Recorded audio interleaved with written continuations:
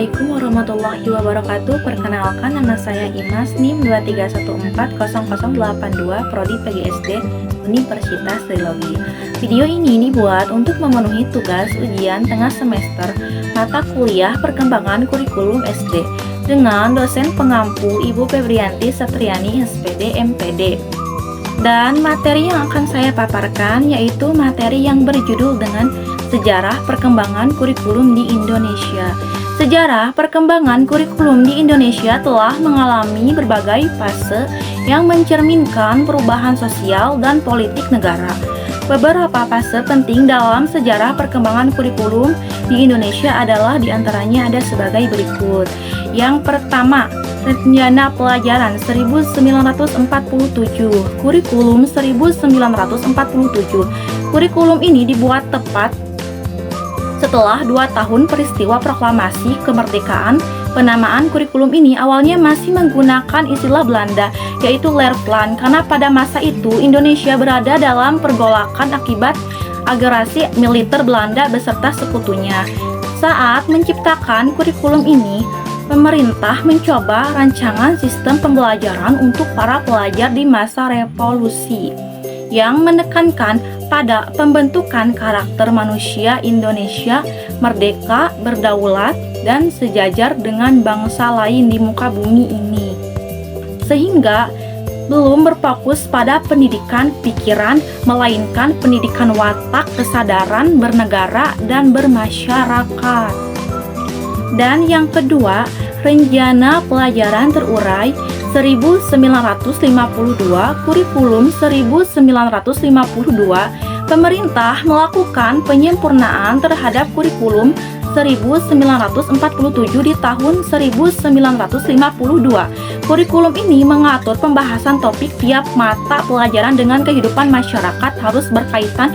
Dalam kurikulum ini berlaku pula ketentuan satu orang tenaga pendidik hanya bisa mengajar satu mata pelajaran saja.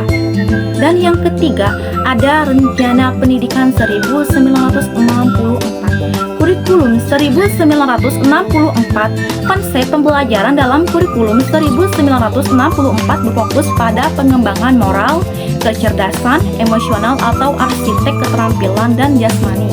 Konsep-konsep pembelajaran ini lebih dikenal dengan sebutan Pancawardhana. Penerapan kurikulum 1964 di dalam proses pembelajaran dilakukan secara aktif, kreatif, dan produktif.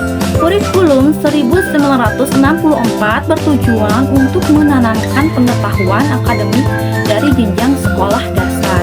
Selain itu, pemerintah menetapkan hari Sabtu sebagai hari bagi siswa untuk berlatih berbagai kegiatan sesuai minat dengan bakatnya.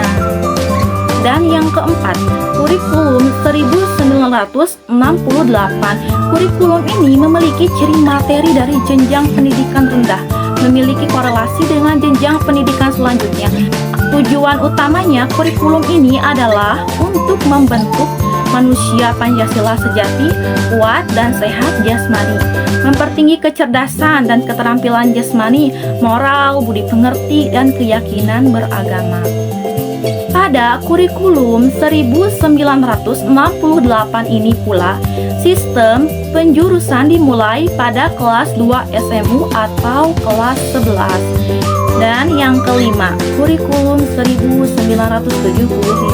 Kurikulum ini mulai digunakan setelah program rencana pembangunan 5 tahun. Tahap pertama di masa pemerintah Orde Baru, kurikulum ini menekankan pendidikan yang lebih efektif dan efisien.